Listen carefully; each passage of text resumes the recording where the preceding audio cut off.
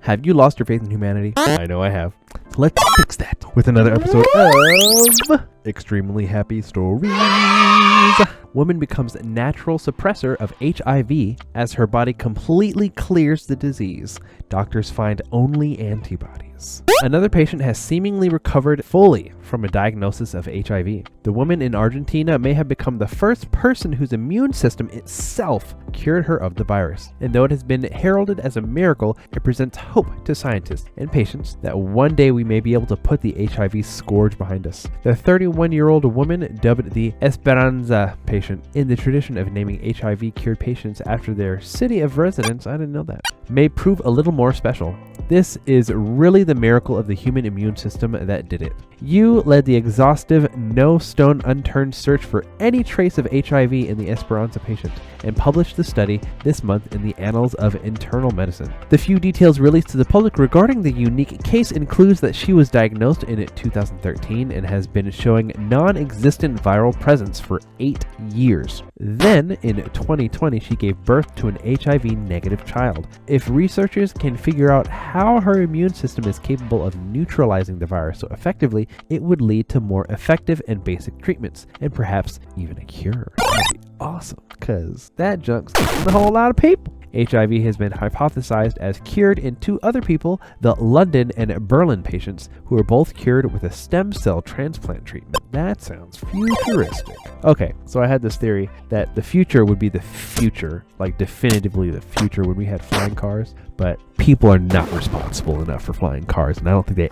ever will be. Ever will be. Flying cars will never happen. There's just too many stupid people on the road. Too many stupid people on the road. But we do have things like stem cell research and other things like cell phones and satellites. That's pretty futuristic.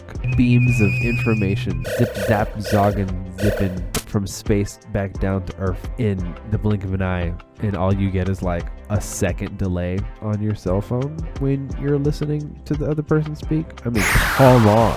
That's pretty wild. I mean, let's go. We're in the future. Let's accept it. No flying cars, but we got everything else. Okay? We're good. We're good. We're good. No more.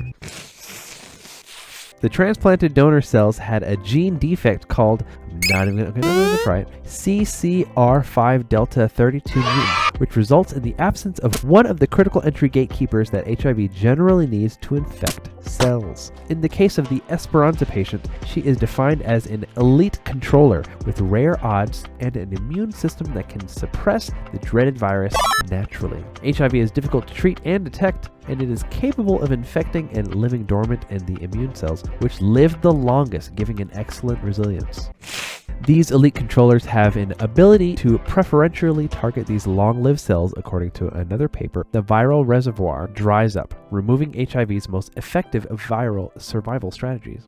My nose is like closing up and I don't know why. I enjoy being healthy. I have a healthy family. I don't have to medicate, and I live as though nothing has happened. This already is a privilege. 38 million people live with HIV, which over the last 2 decades has become somewhat treatable with drugs. But the authors state that more cases like Esperanza that medical science can uncover and study, the more we can begin to understand what it means and looks like to cure the disease. Maybe another reason people are feeling hopeful, the word Esperanza in Spanish literally means hope. Y'all, this is like fiction, science fiction. This is crazy. This is like some kind of fairy tale land. Just the body just magically deletes one of the most deadly diseases on its own. No help from whatever you gotta do to get rid of it. I mean, what? That's some stuff. Nope. Thousands of bees make it out alive after being buried by volcanic ash for 50 days. Man, y'all some troopers. Y'all some workers getting that work done. Get it? Because worker bees. For everything we hear about bees these days, it's hard to believe that they and their hives are capable of surviving a volcanic eruption. But rescuers uncovered beehives under ash from the September eruptions in La Palma in the Canary Islands, recovered not 1, not 2, but 5 beehives in all their buzzing residents after digging them up 50 days after being buried. Amazingly, the bees had survived by creating propolis, y'all help me out, resinous material which they used to seal up the holes in their hive, protecting them from the choking ash. Y'all are smart.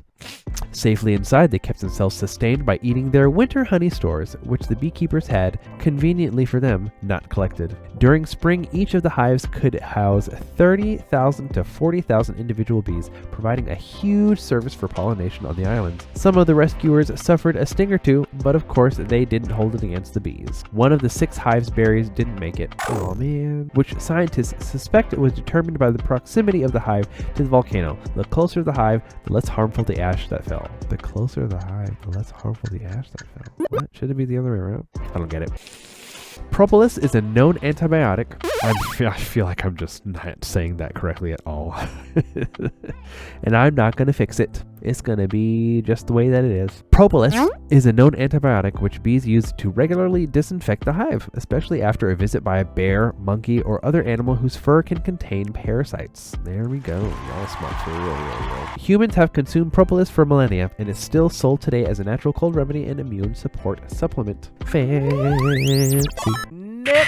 Fashion designer makes shoes that grow into apple trees instead of growing landfills. That's a good one. That's a really good one. That was cool. And look, they got red laces like apples. The legend of Johnny Appleseed, the man who walked about Ontario in the northern United States spreading apple pips. What is an apple pip? I feel like I've been lied to my entire life. An apple pip takes root in a new pair of kicks that biodegrade and grow in an apple tree when they are discarded. Tackling plastic pollution is the principal purpose behind the new shoe, but they also help the environment a little bit by aiding in reforestation. 33-year-old Toronto resident. This has to be this. Yeah, this is a Canadian website. It has to be. I'm not even. Every news story is from Canada. 33-year-old Toronto resident Luke Huell is working to bring Johnny, the brand name of a shoe, to market through Kickstarter, which is currently just $1,000 shy of his $55,000 target. Johnnies are simple canvas everyday shoes made without plastics, utilizing fair trade biodegradable materials instead. Cushiony, lightweight, and water resistant, Johnnies won't biodegrade off of your feet, but after the years wear them down,